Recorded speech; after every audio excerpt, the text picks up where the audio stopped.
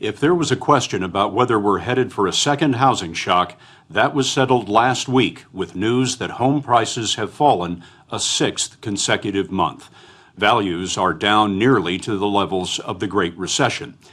One thing weighing on the economy is the huge number of foreclosed houses. Many are stuck on the market for a reason that you wouldn't expect. Banks can't find the ownership documents.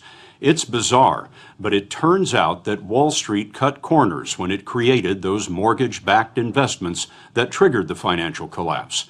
Now that banks want to evict people, they're unwinding these exotic investments to find that often the legal documents behind the mortgages aren't there.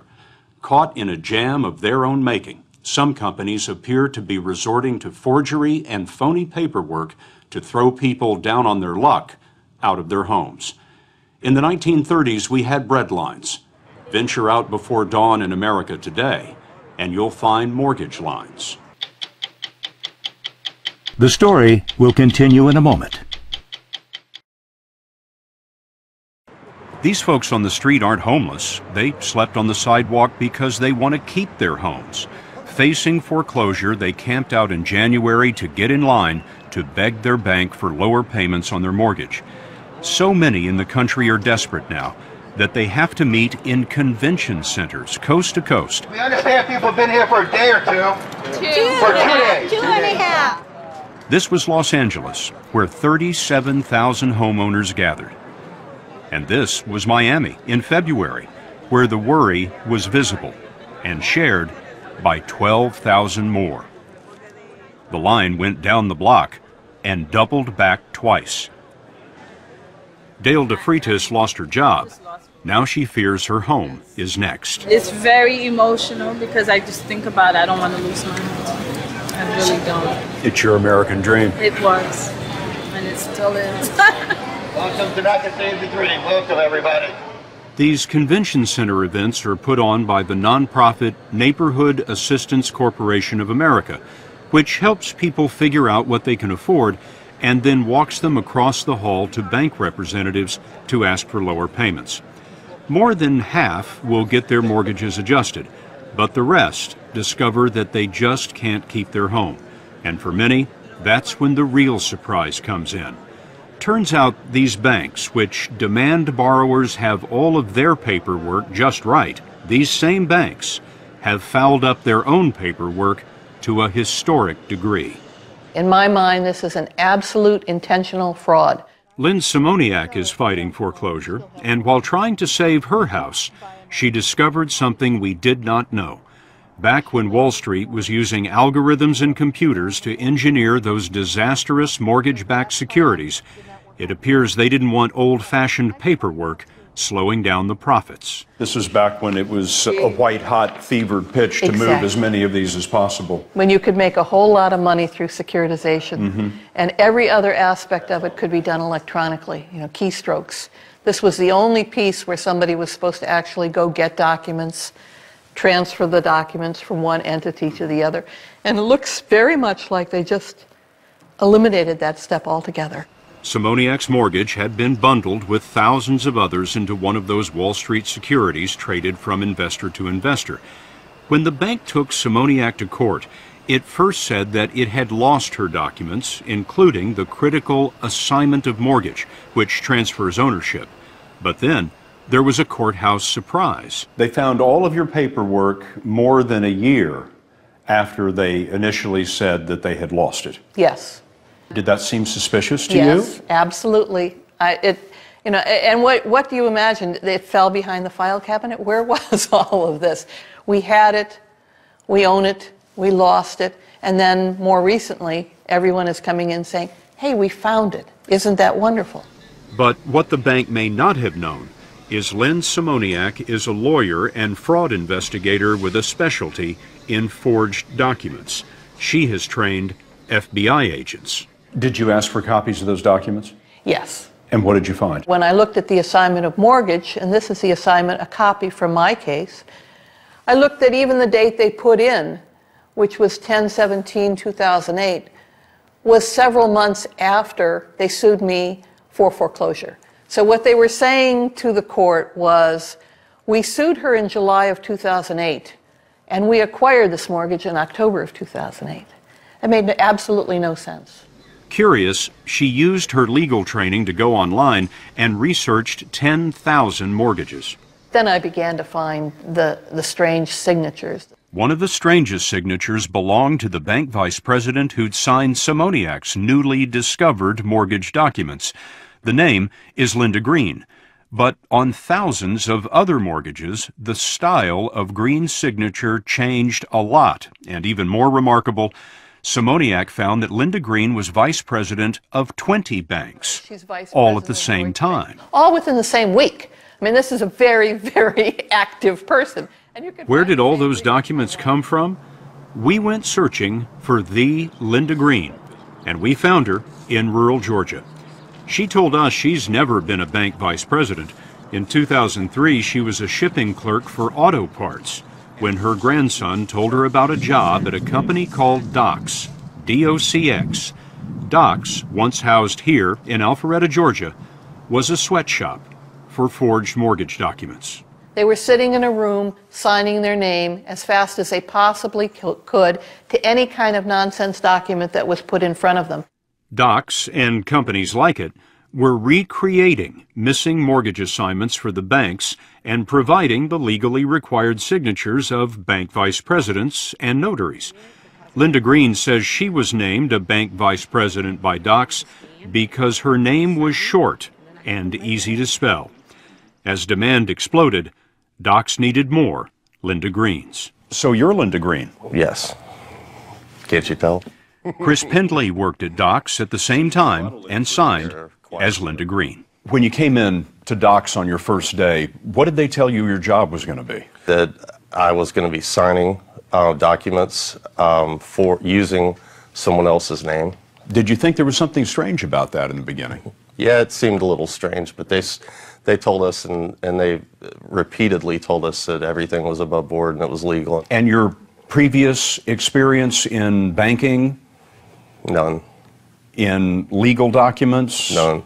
There really were no requirements for the job. Correct. You had to be able to hold a pen. Hold a pen. But you were signing these documents as if you were an officer of the bank. Correct. How many banks were you vice president of in a given day? I would guess somewhere around 5 to 6. What were you getting paid for this? I'm embarrassed to say. $10 an hour. $10 an hour, that's not much for a guy who's vice president of 5 banks. Yeah, I was very underpaid for my status in the companies.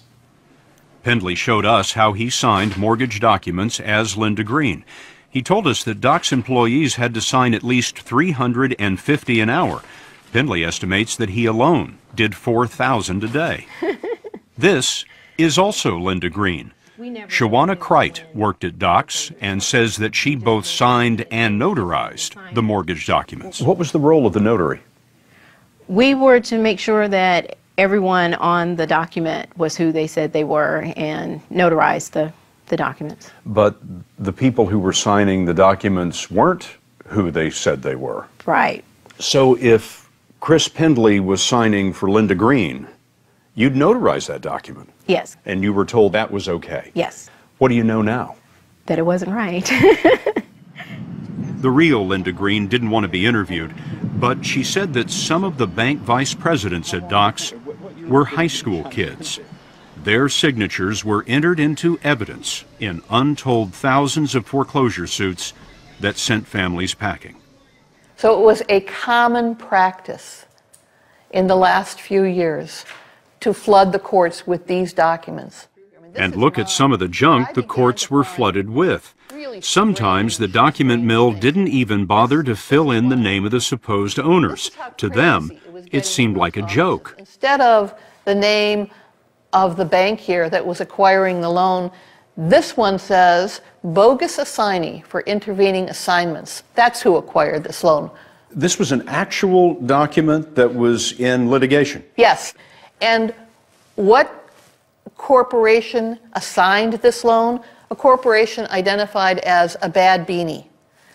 Excuse me, when I saw that, I was just absolutely amazed. What does that mean, a bad beanie? It could possibly mean a bad beneficiary. I have no idea what they meant. So here's the same woman, Linda Green, And this time, instead of being a vice president of American Home Mortgage Servicing, she's vice president of a bad bean. Simoniak says that the banks whose paperwork was handled by the Docks forgery mill included Wells Fargo, HSBC, Deutsche Bank, Citibank, U.S. Bank, and Bank of America. We contacted all of them, and each said that it farmed out its mortgage servicing work to other companies, and it was those mortgage servicing firms that hired Docks. Docks was owned by a company called LPS, a $2 billion firm that calls itself the nation's leading provider of mortgage processing services. LPS told us that when it found out about the phony signatures in 2009, it shut Docks down. The FBI and several states are investigating. There were 1 million foreclosures last year, and there will be another 1 million this year. Those lawsuits are forcing open those bundled mortgage-backed securities that Wall Street cooked up in the mid-2000s, and they're exposing a lack of ownership documents all across the country. It's astonishing to me that this became as pervasive as a problem that it is. It got sloppy. It got very sloppy. Sheila Bair is one of the government's top banking regulators as chairman of the Federal Deposit Insurance Corporation. You just described it as pervasive. Yeah, it is pervasive. It absolutely is pervasive. And it was just a matter of cutting corners, not spending enough money, not having the quality controls. Incompetent banking back then is causing foreclosure ghettos today. Although banks say the courts have been accepting their paperwork, now that's changing as desperate homeowners countersue the banks over the document fiasco. This leaves houses unsold indefinitely, undermining the recovery. I'm very worried about if this starts getting out of hand, the kind of impact it will have. These are lawsuits by homeowners. Yes. Who are being foreclosed upon, saying. Yes, or are in the process or have already been foreclosed on. Saying, yes. prove it. Yes, exactly. Prove that you own this. Exactly. How big an issue is that going to be? There are 30,000 today. I think this litigation could easily get out of control, and we would like to get ahead of it. We're already feeling like we're falling behind it. Chairman Bair thinks rotten mortgage documents are so threatening to the economy that the government should force banks to pay into a massive fund. But you think there needs to be a cleanup fund, I do. Just It's like you would have a good word for it, for yes. a natural disaster. Yes, somewhat like that. Yes, this is one of human making, but yes. You don't want to give an exact dollar amount for this cleanup fund, but what are we talking about? Is it billions? It would be, yes, I would assume it would be billions, yes. Billions of dollars. Yes, absolutely.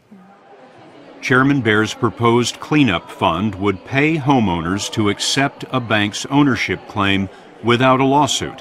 She says that this could be cheaper for the banks than trying to recreate the missing documents legitimately and not through the document mills. I think eventually the bank could prove who owned it, but it would take a lot of time and expense. You know, none of the major banks were willing to sit down with us and talk to us about this, not even the American Bankers Association. I'm sorry to hear that. Why do you think that is? They're feeling very defensive now, and so I can only assume that is the reason why they declined. The banks are defensive because all 50 state attorneys general want to punish them.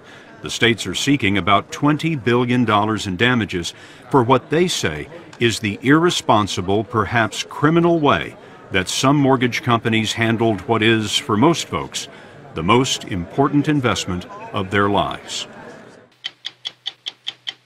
Do you know who really owns your mortgage?